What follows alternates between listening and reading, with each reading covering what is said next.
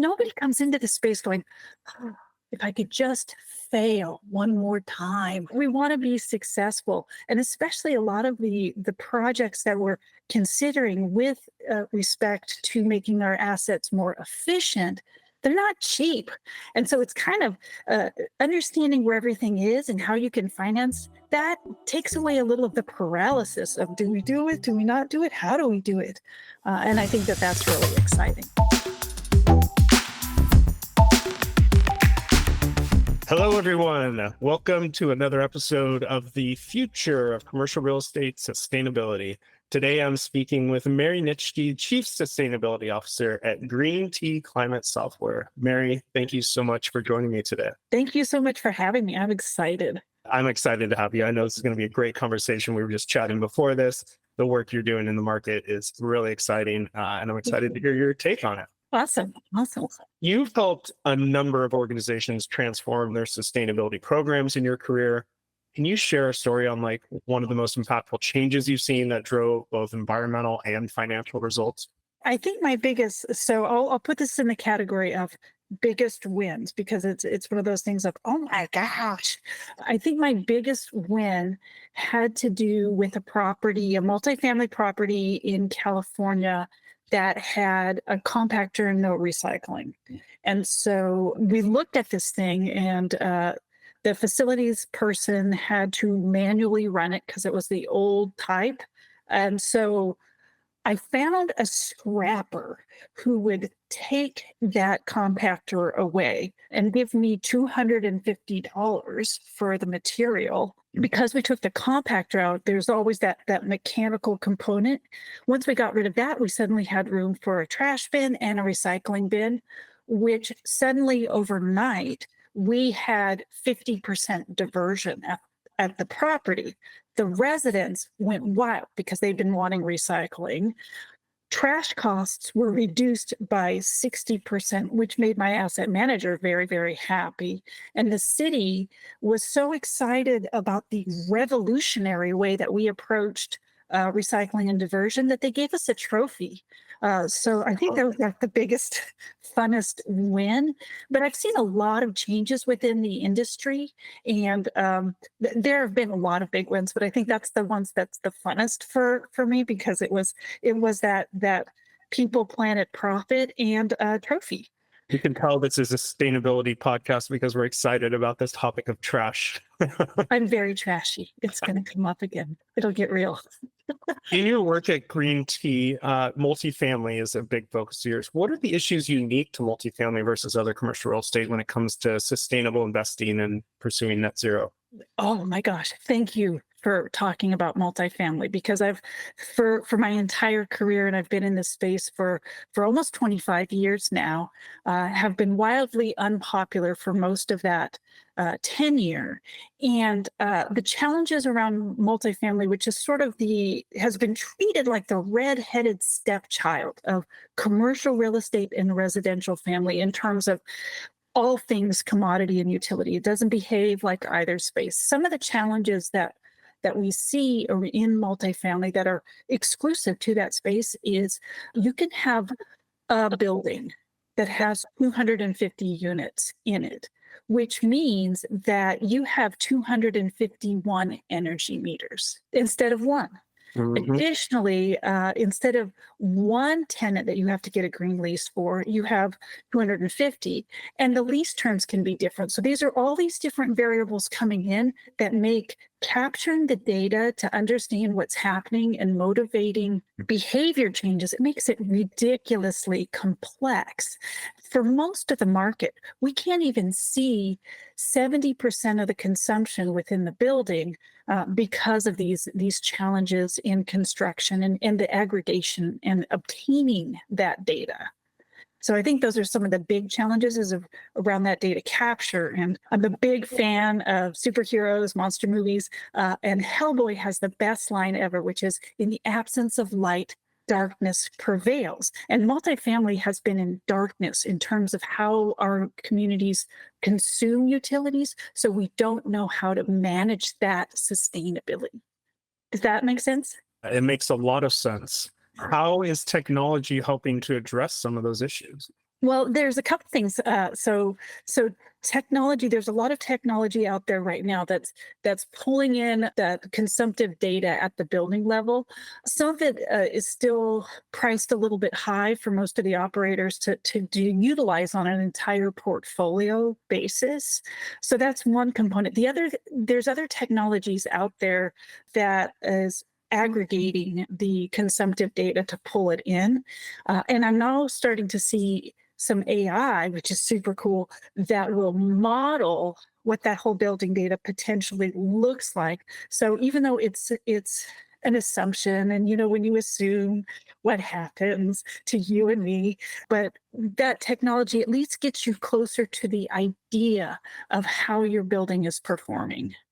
And I think it's not so much a technology component, but it's a regulation component, which terrifies a lot of people. But I'm a little bit of excited about it, because when the regulation has come in and said, okay, you have to do a compliance benchmark, what that means is that the regulatory agency compels the utility provider to give us that whole building data so that we can be sustainable. And I think that that's pretty wonderful. It's this nice side effect, because now we can actually see what's happening in the buildings, and uh, we understand what are levers we should pull to cultivate change. You mentioned an example of a property with 250 meters on it. Sounds like utility management is a pretty important topic in multifamily commercial real estate as a whole. How are strategies around utility management evolving to support sustainability goals? Honestly, I wouldn't say that evolving, I would say developing. So that there is a trend that is happening in multifamily right now. And there are debates happening if utility consumption is controllable or uncontrollable. And when you look at the financial statements for a property, if you look at the P&L, typically utilities are put below the line in non-controllable. And if you think about that in terms of how you behave in your home, do you leave the lights on all the time? No, of course you don't, because that would cost you way more than you were willing to spend. And so you control it within the home, but we treat it within the multifamily building as if it's non-controllable. And I think the trend that's just emerging right now is that people are starting to get these measurements because of regulation, and they're starting to see economic drivers when you control this expense category. And I think that is the trend we're going to be seeing, is that this is a controllable expense category, and you can manage it. And I think that's really exciting. If I'm a commercial real estate owner operator, how would you, multifamily or otherwise, how would you summarize sort of the current playing field of standards, regulations, incentives that are going on in the market? It's dizzying. It's currently being measured manually in multifamily. This is one of the great things that I was excited to come to GreenT, because it's pulling all of that information together into one place, into one house, so you can evaluate your performance against regulation and what that fine would look like compared to and see what that ROI is, and then pulling in the investment or incentives that are available to you, so you can actually change what your prioritization is based on those factors. I think that's really revolutionary, which excites me, because I want to be part of the next big movement in sustainability and multifamily. And I think pulling all of that information together into one spot to give somebody the story of, this is where you can succeed. I think that's awesome, because we all want, nobody comes into the space going, "Oh, if I could just fail one more time." We don't want to do that. We want to be successful. And especially a lot of the projects that we're considering with respect to making our assets more efficient, they're not cheap. And so it's kind of understanding where everything is and how you can finance that takes away a little of the paralysis of, do we do it? Do we not do it? How do we do it? And I think that that's really exciting. You mentioned the word fines very casually, and we have listeners who are not commercial real estate owner operators. Can you just talk a little bit about building performance standards and Yeah, about we should have totally had this conversation before Halloween, because it's super scary. Let's say you have a property in Seattle, Washington. So this is super fun. The penalties. So both the city of Seattle and the state have their own BPS requirements. So you think of it like Oprah, you get a car and you get a car, but instead of that, it's like you comply here and you comply there. And these two are different. So go. Uh, if you can't comply, the fines for Seattle are $3.50 per square foot. So you're talking millions. Wow. The state is a little bit better. It's only $3.50 per square foot. Huh. But if you're not complying on both, the fines can can pretty much be game over for your asset. So BPS is very real, and when these fines are going to start hitting, which in some markets, like if you look at New York and DC, they're going to be hitting in the next Boston few years. When those fines are part of the financial statement, that's going to be a turn for a lot of people because they may not necessarily be paying attention to this regulation, but it's happened. This has already passed. And this is local jurisdiction. So this isn't something, I know a lot of people will like, Congress will save us. Think of state Congress, or, or in some cases, if it's at the city level, maybe not. This is a local jurisdiction. So there's not anything that's going to be, that federally will change what's happening here. So you have to be aware of all of these different regulations and compliances out there. And some of them are sort of crazy. So, and I say crazy because it can be onerous quickly. So, the city of Los Angeles doesn't have one of these building performance standards, but their program of compliance benchmarking also involves an audit of the property every 5 years if your building is inefficient. If you don't do the audit, the fine is $202 per day. That adds up quick. It adds up quick, and a lot of people don't even know. So it's challenging, and that's really the frame of reference. Is there's a new F word. It does have 4 letters, and a lot of people will feel the other F word regarding it. And these fines can be significant. So a lot of people are very concerned about how their property is going to perform against the standard, and even if they perform well today on some of these standards, it changes in 5 years. There's another goalpost you have to hit. So you have to be aware of what's happening now and plan into the future, because that capital investment, you don't want to make the same investment right now that you're going to make 5 years from now.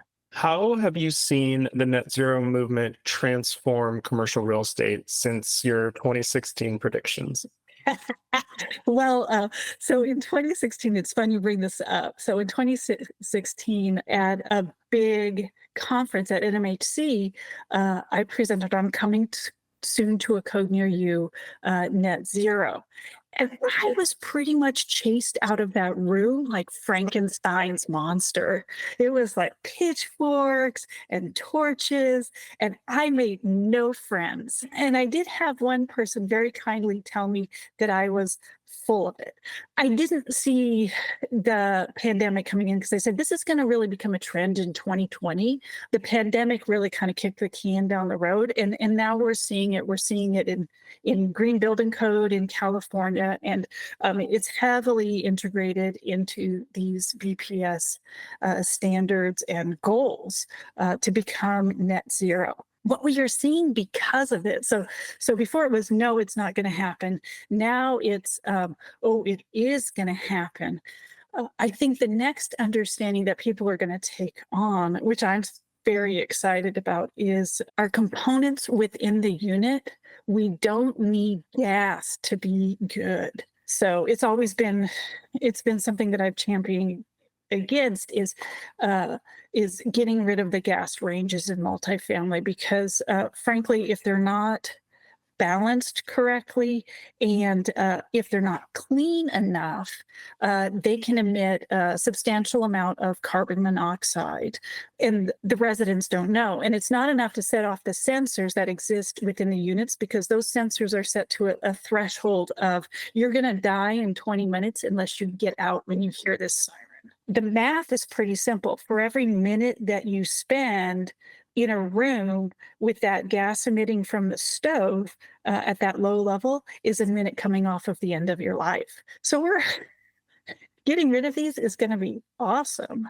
And I've seen some changes with Lawrence Livermore Lab has touted this as has the Department of Energy, and what they've shown is that there's a convection range that you can get that is a direct plug into 120 volt outlet. So you don't even need to do a huge reno to take out the old one and put the new one in.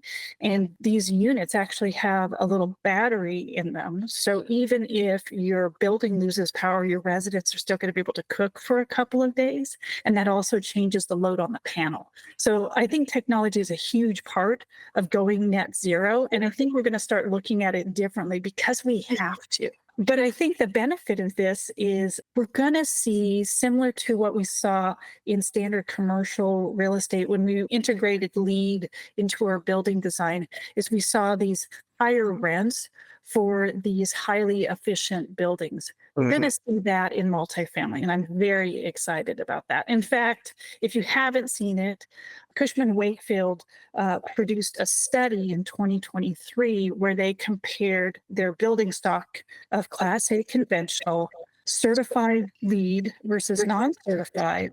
And they discovered that the buildings that were certified saw 3.1% higher rents. So we're going to start seeing economic benefit from this net zero journey. Wow. Can you talk about the importance of driving alignment across teams in order to ensure success in sustainability programs?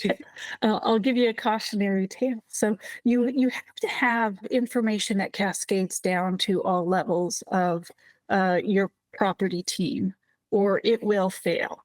One is old habits die hard. So in terms of purchasing, unless there's something to explain the why of the influence, they're going to go back to their own way because unless they understand what you're trying to do, they think what they're doing is better. And it's just because they don't know. It's not that they're malicious. The other thing that's really important about cascading something that you have implemented down is training. I saw this happen at a brand new lease-up property that had a 90% efficient domestic hot water system, a big hot water system that operated for the whole building for all of the tenants. They never explained to the facilities team at that site what the maintenance plan was for that system compared to an older, less efficient version. And it's very different. So it wasn't properly maintained to what it needed. It was being maintained based on what they knew. And that meant that it failed within 5 years. And it was an $80,000 piece of equipment that then needed to be replaced. That hurts. So I think in order to make something really achieve the goals in terms of the efficiency and that whole life cycle that that piece of equipment needs to operate as, it's really important to cascade the information down through all levels of the organizations. The regionals need to understand it, the site teams need to understand it, and there needs to be evergreen education materials on how to maintain those programs, or they can't. How can property managers use data and analytics to optimize both utility costs and their environmental impact? That's the best way to do it. So you use data, and then that's why everybody is trying to capture the data, is because you don't understand how to take action unless you're looking at the full picture. What they can do is at a basic level, when you're doing a benchmark, what you're doing, I did a presentation on this in 2019. Energy benchmarking is answering the esoteric question of, does this consumption make my butt look big? You have to look at the consumption to a comparative. So you really need to understand and use analytics to see how this asset is comparing to another. And you need to take into some factors, of course.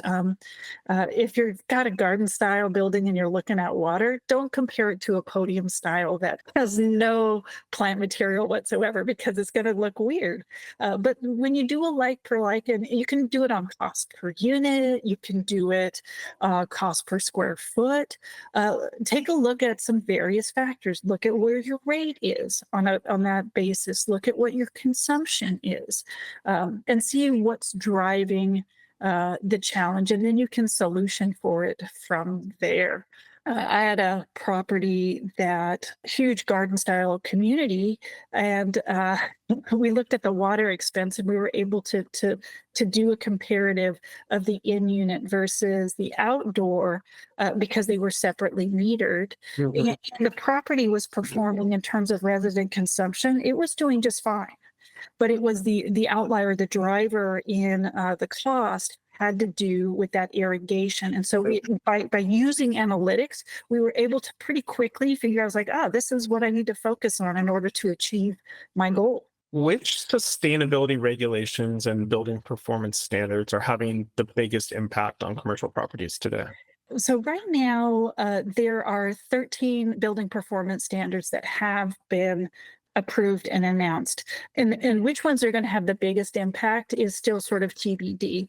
Right now, what everybody is concerned about is New York, Denver, DC, and Colorado, because those are the ones coming up the quickest. So if you're looking at the buffet of BPS, it's the one that's right in front of you, that's barreling down at you, that you may not have time to fix your state before you get fined. That's what's going to take the biggest precedent for people right now. But I also like the opportunity with these BPSs. I like to slide down the buffet a little bit. It's like, okay, yeah, this is what we and our software does this at GreenT. It's like, this is what you have to work on right now. But then let's look at a prioritization list on what is emerging, what's coming up in the next target, so that you can, what you work on right now might be affected by that. Additionally, one of my favorite F words is free. There's a lot of free money out there related to these BPS ordinances Mhm. that are coming. So if you're looking at how your building is performing and it's kind of low, take that opportunity right now to go after those incentive dollars to get your property improved before the fines start coming. How does one go about building internal buy-in for sustainability initiatives? When I started in efficiency, we didn't even say sustainability because that wasn't a term.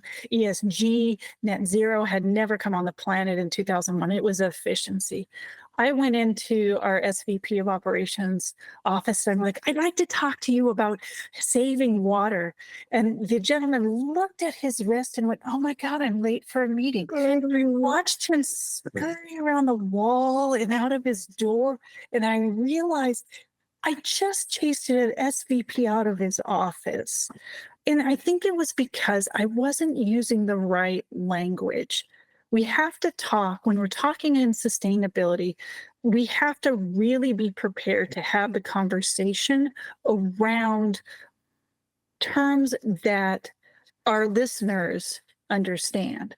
So with that SVP and with asset management, I very quickly converted to talking in dollars Mhm. because that was their love language. I did have one asset manager that I had to convert everything into, and I wish this was a joke and it wasn't, large round table pizzas that were cheese only. If I could take the savings and say, this is how many pizzas you would get, I could get approved. So it's very important to understand what matters to the individual you're talking to when you're trying to achieve sustainable results, and make sure you speak in their love language, not yours. What are you seeing in the market right now around general sentiment for renewable energy, specifically solar, battery storage, EV charging? What does the marketplace look like in your perception today for that? It's emerging. All of those technologies in multifamily, we have some challenges.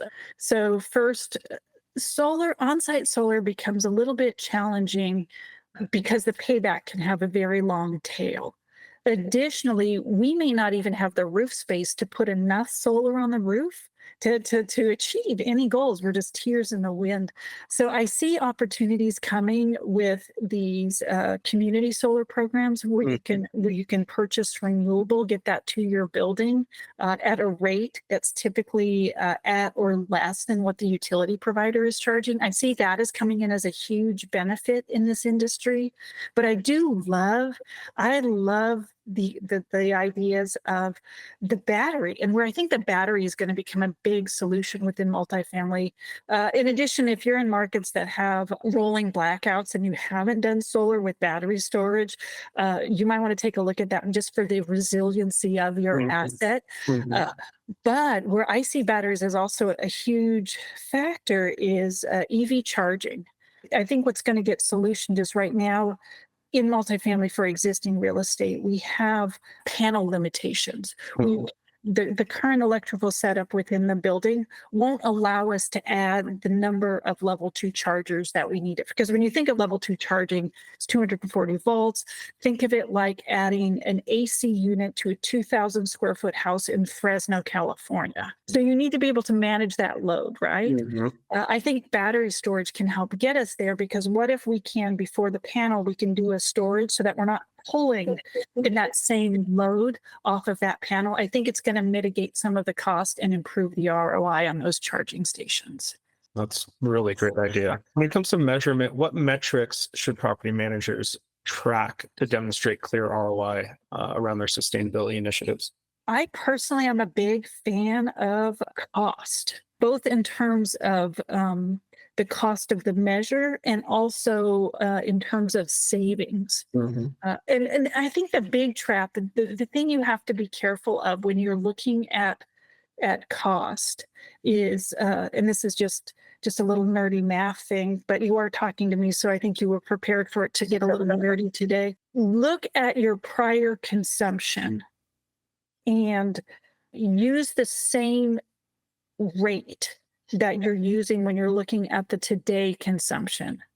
Because I think a trap that a lot of people get into where it gets weird is they look at the old rate and go, oh, my cost was this, and now my cost is this, so the savings isn't that good. It actually could be better.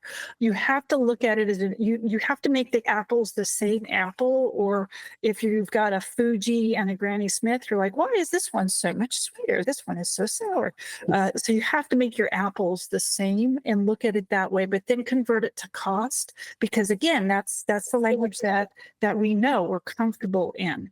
And I think that that's the one that speaks within the industry the best, frankly. It speaks to the investors. The investor class, yes, they'll have sustainability goals, but at the end of the day, they want the portfolio, they want their fund to perform. And they have linked this performance to sustainability. So talking in cost is great. They're still not going to be, oh, you know what, that $1 million savings, that's okay. But I was looking for carbon. They're going to say, this is good. Can we get this too? So it's a good starting place, as well as executive teams, asset managers. They understand that dollar metric, and so do your site teams, even down to your facilities team. That's the metric that is meaningful for them. We have to make sure we're using their language. How are utility benchmarking requirements changing property management practices? Again, it comes down in the absence of light, darkness prevails. Do you know? So, super fun fact, that even the act of putting your portfolio into Portfolio Manager, Energy Star Portfolio Manager, and benchmarking and measuring that utility consumption changes it by 2.4%. Just the act, it reduces it just by looking at it. So that's pretty spectacular. And then it also gives us a starting point where we can do, because I have yet to meet anybody in commercial real estate that goes, yeah, I really don't I really don't like to compete. We do. We want to compare. And so it gives us one more comparative. And if we have a consistent comparative, it's great because then we can take action. And I think that's how changing utility evaluation and the standardization of that is so key. Yes, in the BPS, they all have different end targets, but just the act of measuring it gives us an ability to look at our portfolio that we've never had before. And I think that that's really exciting and changes things and also changes where we want to focus our CapEx. What emerging technologies are making the biggest difference in both utility management and, say, sustainable investment optimization? Okay, I think that there are two. I think that there are two. One is AI. Because I think that that is filling the gaps in our modeling so that we can, at the very least, we can make a partially informed decision, if not a fully informed decision. It gives us that ability to take action and instead of sitting in paralysis, which is where we've been for a very long time. So I think AI is a great contributor in terms of moving things forward. I do think we need to be careful of it because it is garbage in, garbage out. So Mhm. whatever information we're feeding that AI is going to it could come back and bite us. So you have to make sure that you vet that solution before you deploy it. The other thing that I think is really exciting is sensors. We're back to trash. I know that's not what you thought the sensors were, but it is because I'm seeing more and more adoption of technology around waste management solutions. So we historically, when we're looking at these programs, we trust the hauler, which I think is crazy because the waste management industry in the United States was started by the mob after Prohibition. And we're trusting them to tell us what our services should look like. And there's good haulers and bad haulers out there. So they're not, but it is a little bit sketchy. It's better to have light. And that's what these sensors do is it really creates the opportunity to right size the program. And frankly, it gives us visibility into the seasonality of trash in our communities. Hmm. I personally have seen there's a huger influence of trash when we get into the holiday season for obvious reasons, and then it kind of dips down, and then when we get into our big leasing season, we have a lot of move-ins, move-outs. We have to change our service levels, but nobody does that because we don't have that visibility. So we set it to whatever the threshold is of code red, and we leave it there into perpetuity. With these technologies, I see a huge opportunity for us to really manage those cost drivers and really improve our diversion, which when we're talking about net zero, we also should be thinking about the zero waste. How much can we send other places than the landfill? You said we were trashy and we ended up there again. I love it. Mary, what emerging trends are you seeing in commercial real estate climate action plans? So I'm seeing a couple of things. I'm seeing action plans occur at the property management level, Mhm. and this is kind of cascading. This has a couple of different levers pressing us towards that. One is our investors. They want to they want to see that we should be friends, that we have prioritizations consistent with theirs. So we're actually creating these plans because of investment strategy. I think we're also starting to see a little bit of a trend towards it for our marketing and brand perspective. And now we're back to BPS because it's all about the callback for me. I think it's funny. But with some of these building performance standards requirements, they will publicly post your performance. And local law 97 in New York is a big part of it. They actually smack it on your building with a grade like A, B, C, D, F. It's like a health code violation, and that impacts our brand. So I think we're seeing it twofold. Is one, it's all driven by money. So let's keep it tied to the economics. One is we've worked really hard to make these beautiful assets. We don't want the blemish on it, so we're going to create a policy to solve for that. We want to attract capital. So we want to show our friends that we have the same priorities. So I see that those are the drivers of even the creation of these policies. Speaking of financial impact, how can one balance operational efficiency with sustainability goals? I think that efficiency and sustainability go together.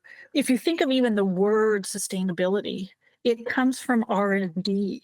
It is this process sustainable? Can I do the same amount or more with less? Hmm. And so it's not about it being a cost additive as much as it is about being cost avoidance. Now, what we do need to do and understand is we need to look at the whole life cycle of the thing. So I'll pick on LEDs when they first came out, and everyone was like having heart failure because they're like, oh my God, this is so expensive.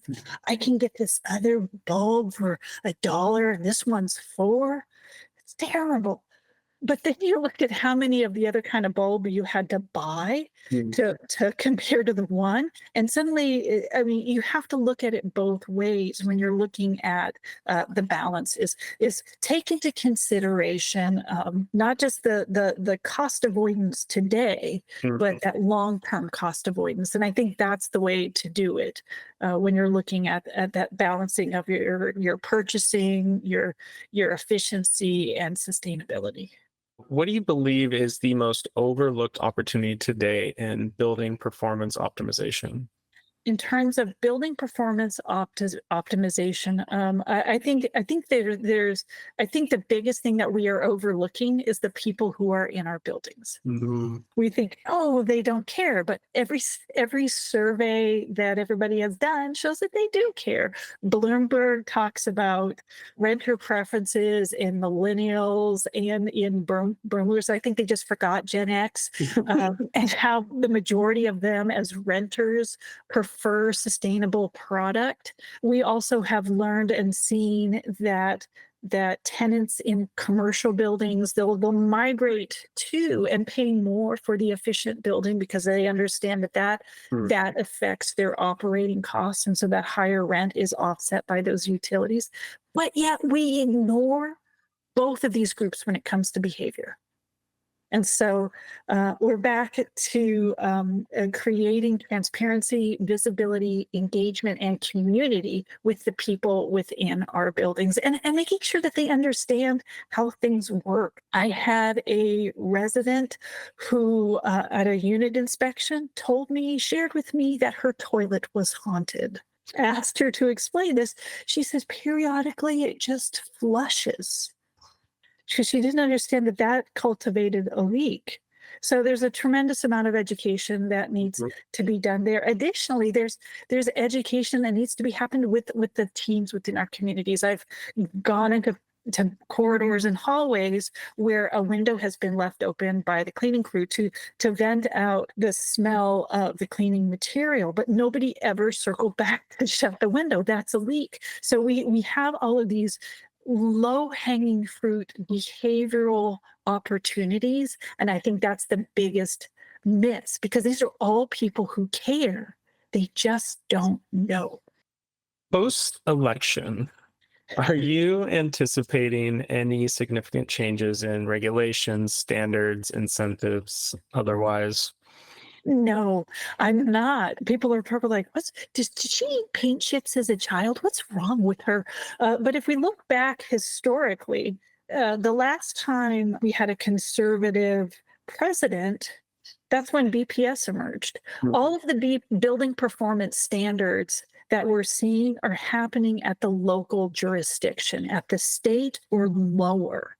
And so federal is not going to get involved. I don't see that this is going to go away. And based on how, last election cycle, conservative House pulled us out of the Paris Agreement. Hmm. And so that's when all the cities formed a coalition and said, we need to get to net zero. So I don't think what's affecting us today is gonna go away. I think it's gonna continue to cascade forward.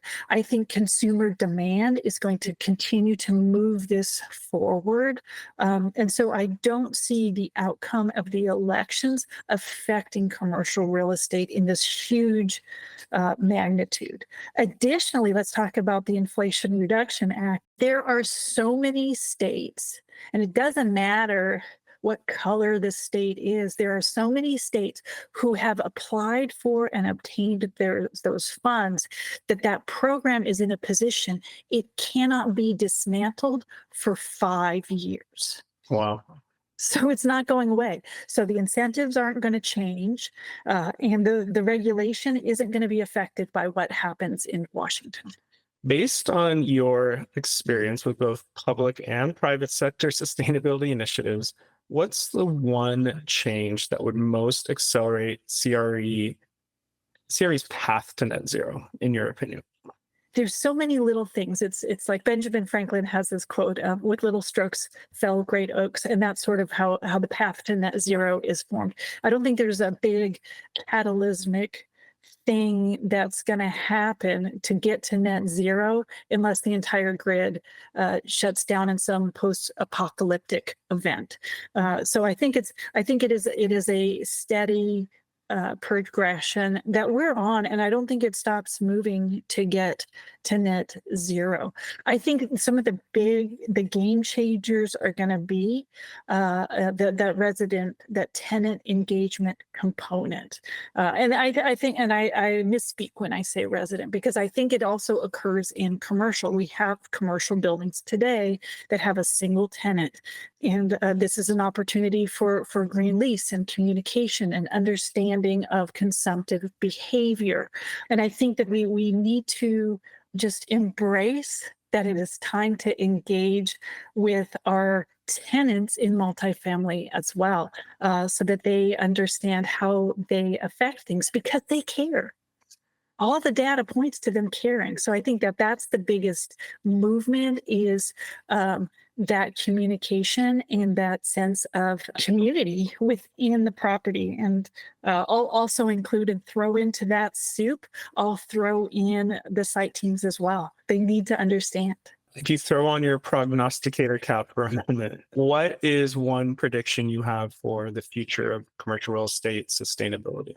It's going to grow. I think we're going to grow, and we're going to throw back to that old R&D term, is this process sustainable? Because we're going to be looking at our properties and understanding economically this is a great thing to do, because nobody wants their asset to be irresponsibly run. Nobody goes, can we just frivolously waste stuff so I can pay more? Nobody has said that. So I think the opportunity for us really comes down to just understanding and translating it into dollars. I think that's going to be the biggest change. And we'll get to that. Is this process sustainable? I love that. Is this process sustainable? That's a beautiful way to wrap. This was really an amazing conversation. I'm so grateful to you, Mary, for taking the time. People want to learn more about you or GreenT Climate Software. Where should they go? Go to greentclimate.com, or you can look me up on LinkedIn, and I'll be message me and we can talk more, because this is me abbreviated. I will not stop talking. Yeah, I think we're going to have to stay in touch and do some more of this in the future, because this was really great. Awesome. I would love that. And thank you, listeners, for joining us for another episode of the Future of CRE Sustainability. I'm your host, Sean Swentek. Thank you so much for listening.